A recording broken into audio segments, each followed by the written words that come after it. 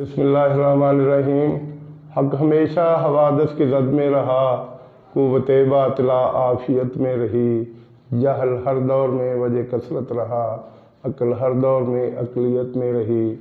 साहिबो, दुनिया में बहुत से लोग ऐसे हैं जो अपने हक की खातर तवील जद्दोजहद करते हैं और इस दौरान उनके पाए इस्तिक़लाल में ज़र्रा बर लग़ज़श नहीं आती।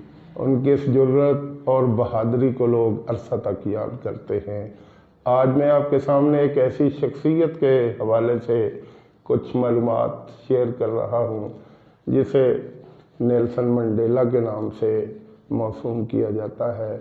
उनके एक दोस्त ने उन पर इंग्लिश में बड़ी ज़ख़ीम किताब लॉन्ग वॉक टू फ्रीडम लिखकर दुनिया को उनके बारे में बहुत सी मालूमात फराहम की, जिसके कुछ मंदरजात मैं आपके सामने पेश कर रहा हूँ।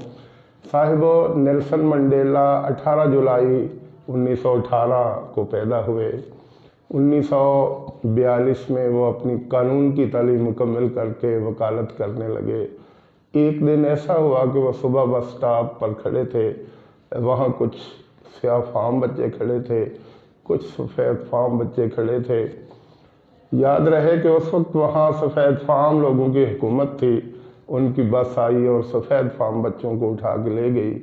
नेल्सन मंडेला इन स्याह फाम बच्चों के साथ वहाँ देखते ही रह गए और वहीं खड़े खड़े उन्होंने तहैया किया कि मैं उस वक्त तक चैन से नहीं बैठूँगा जब तक गोरे और काले बच्चे एक ही बस में स्कूल नहीं जाया करेंगे। उन्होंने अपनी जद्दोजहद का आगाज़ किया और 1920 के इब्तिदाई महीनों में उन्होंने स्याह फाम लोगों को इकट्ठा किया और उन्हें बावर करवाया कि हमारे साथ बहुत ज़्यादा ज़्यादतियाँ हो रही हैं। ये सिलसिला दराज हुआ तो उन्हें 1956 में गिरफ़्तार कर लिया गया। 1956 से लेकर 1961 तक वो जेल में रहे। कुछ दिनों के लिए उन्हें रिहा किया तो उसके बाद फिर उनको जेल में बंद कर दिया गया। 1962 से लेके 1990 तक, ये तकरीबन 27 साल बनते हैं, वो मुसलसल जेल में रहे। इन सालों में बहुत से इनकलाब आए। उनकी बीवी इंतज़ार करते करते थक जाने के बाद कि मेरे खावंद को रिहाई नहीं मिलती, उस बेचारी ने दूसरी शादी कर ली। घर बार उजड़ गया, बच्चे तालीम से दूर हो गए। वो जो वकालत का सिलसिला था हो जाता रहा, लेकिन इसके बावजूद नेल्सन मंडेला के पाँव अपनी जगह पे मजबूती के साथ जमे रहे।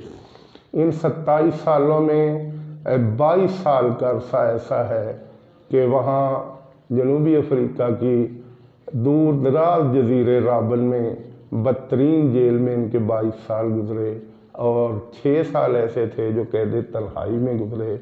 इसी दौरान 1985 में उनका प्रोस्टेट ग्लैंड का ऑपरेशन हुआ, लेकिन कोई उनका तीमारदारी करने वाला नहीं था। उन्होंने ये तमाम दुख, ये तमाम तकालीफ सहली और सी तक न किया।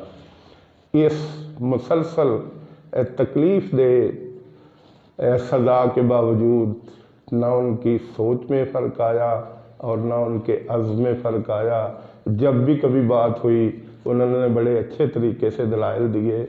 वो कहा करते थे कि एक लीडर के लिए ये बहुत ज़रूरी है कि जब वो कहीं बहस कर रहा हो तो उसे होश के साथ नाखन लेने चाहिए, उसे जोश का मुजाहरा नहीं करना चाहिए। अपनी बात की खातर आहिस्ता लहजे में बात करके दूसरों को ज़िच और ज़ेर किया जा सकता है और उन्होंने ऐसा ही किया। ये सिलसिला जारी था। आखिर 27 साल के बाद 1990 में जब उनको रिहाई मिली तो पूरी दुनिया में तहलका मच गया। बहुत से लोग जेल के बाहर उनका इस्तकबाल करने के लिए खड़े थे। बहुत से और लोगों ने ये झलक देखी, मैंने भी वो झलक देखी और चंद अशार मेरी ज़ुबान पे आ गए। कितने एहसान मिल्लत पे तुझसे हुए, उनको दुनिया फरामोश कैसे करे। कितने एहसान मिल्लत पे तुझसे हुए, उनको दुनिया फरामोश कैसे करे। آج ملت کے سارے ہی پیرو جواں راستوں میں تیرے واسطے ہیں کھڑے، تجھ کو وہ داد دینے پہ مائل ہوئے جو زمانے کے مشہور عیار ہیں۔ آج پاؤں تیرے جس جگہ اٹک رہے، لوگ مٹی اٹھانے کو تیار ہیں۔ آج دنیا کو یہ بات معلوم ہے، کاوشوں کا تجھے یہ صلہ مل رہا۔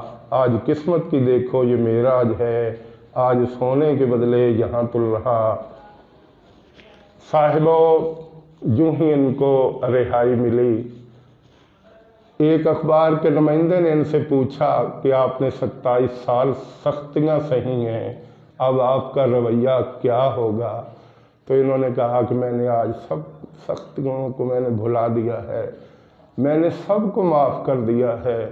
میں ان سب کو ساتھ لے کے چلوں گا جنہوں نے مجھے کئی دن تک تکلیف میں مبتلا رکھا۔ میں ان لوگوں کو بھی معاف کر دوں گا جنہوں نے میرے لیے ایک لمحہ بھی نرمی کا نہیں سوچا۔ کہتے ہیں کہ جب وہ اقتدار میں آ گئے، 1990 میں وہ رہا ہوئے، 1994 تک صورتحال یہ تھی کہ جنوبی افریقہ ایک خطرناک ملک سمجھا جاتا تھا، لیکن 1994 میں جب وہ صدر بنے تو انہوں نے ایسے حالات پیدا کر دیے۔ وہ لوگ جنہوں نے انہیں سزائیں سنائی تھیں، وہ لوگ جو ان کو جیل میں جا کے ذہنی اذیتیں دیا کرتے تھے، ان کو اپنی کابینہ میں شامل کر لیا، اور وہ لوگ جو ان کی مخالفت میں ایڑی چوٹی کا زور لگایا کرتے تھے، ان کے لیے عام معافی کا اعلان کر کے ملک میں صورتحال ایسی پیدا کر دی کہ ساری دنیا سراہنے لگی۔ اور اس کے اثرات یہ مرتب ہوئے کہ 1994 میں وہ صدر بنے، اور 1995 میں وہاں رگبی کا کھیل بڑے عروج پر تھا، اور تمام دنیا کی رگبی کی ٹیمیں اس ٹورنامنٹ میں حصہ لے رہی تھیں۔ صاحبو، 1998 تک وہ صدر رہے۔ قوم نے پھر ان کو صدر بنانا چاہا، لیکن انہوں نے کہا کہ میں پیرانہ سالی کی وجہ سے اب کسی نوجوان کو موقع دینا چاہتا ہوں تاکہ وہ مجھ سے بہتر انداز میں حکومت کر کے آپ کے لیے ریلیف مہیا کرے۔ 2005 میں حالات اتنے اچھے ہو گئے کہ جنوبی افریقہ میں کرکٹ کا ورلڈ کپ منعقد ہوا، اور یہ ان کے نرم دلی اور ان کی فہم و فراست کا نتیجہ ہی تھا کہ دنیا یکدم جنوبی افریقہ کی طرف پلٹی۔ صاحبو، میں تو ان کے حوصلے کو داد دیتا ہوں۔ کہتے ہیں جب وہ صدر تھے تو اس وقت بھی وہ اپنے کمانڈوز کے بغیر اپنے گھر میں رہا کرتے تھے۔ کبھی کبھی باہر جاتے تو ایک آدھ کمانڈو ان کے ساتھ ہوتا۔ ایک دفعہ کہیں جا رہے تھے، دوپہر کا وقت تھا، اور ایک سادہ سے ہوٹل میں بیٹھ کے کھانا کھانے لگے۔ جب وہ کھانا کھا رہے تھے تو ان کو کی سامنے والی میز پر ایک سیاہ فام آدمی بیٹھا کھانا کھا رہا تھا۔ انہوں نے اپنے سیکورٹی گارڈ سے کہا کہ ان بابا جی سے کہو کہ آپ اپنا کھانا اٹھا کے ادھر لے آئیے۔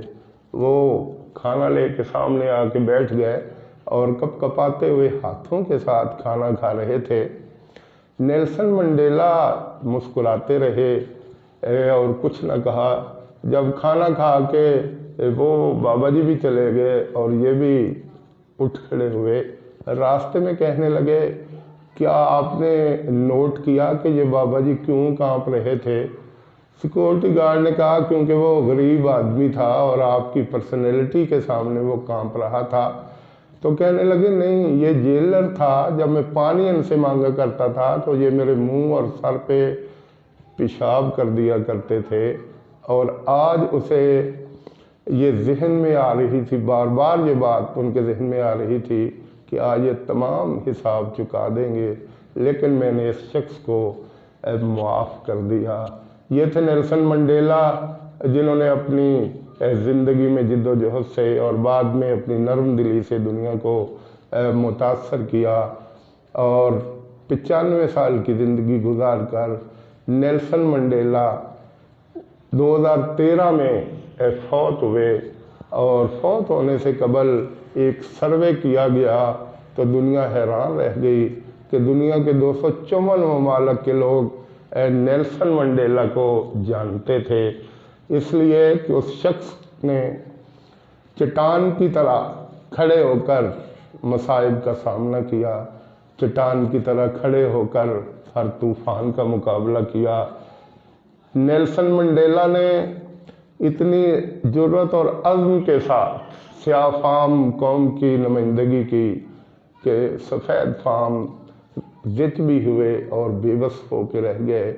ان کے دوست نے نیلسن منڈیلا کی کتاب لانگ واک ٹو فریڈم میں لکھا کہ سفید فام حکمران نیلسن منڈیلا سے نہیں ڈرتے تھے، وہ اس کی سوچوں، اس کے عزم اور اس کی بحث سے ڈرا کرتے تھے۔ وہ جب بھی بولتے تھے اپنی قوم کے لیے، اپنی قوم کی بہتری کے لیے، اپنے وطن کی بہتری کے لیے اتنے دلائل دیتے کہ کسی کے پاس اس کا توڑ نہ ہوتا۔ ان کا یہی خلوص تھا کہ آخر وہ کامیاب ہوئے۔ اور یہ ذہن میں رکھیے کہ وہ لوگ جو مشکلات کا سامنا کرنے کا حوصلہ رکھتے ہیں وہ آخرکار کامیاب ہو جاتے ہیں۔ نیلسن منڈیلا کی زندگی کھلی ہوئی کتاب کی طرح آپ کے سامنے ہے، اور میں اس شعر کے ساتھ یہ معلومات سمیٹ رہا ہوں۔ وہ مرد نہیں جو ڈر جائے حالات کے خونی منظر سے، جس حال میں جینا مشکل ہو، جس حال میں جینا مشکل ہو، اس حال میں جینا بہتر